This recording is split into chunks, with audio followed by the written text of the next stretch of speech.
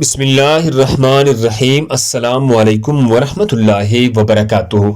ناظرین گرامی، نیند نہ آنے کی دعا۔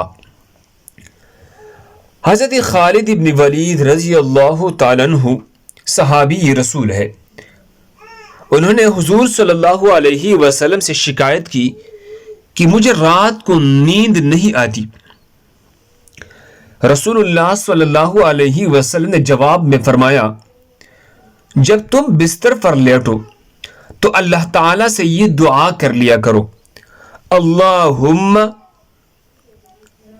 رب السماوات السبع وما اضلت ورب الارضین وما اقلت ورب الشیاطین وما اضلت کل جار من شر خلقک کلہم جمیعا ان یفرط علی احد منهم او ان يبغي عز جارك وجل ثناؤك ولا اله غيرك ولا اله الا انت۔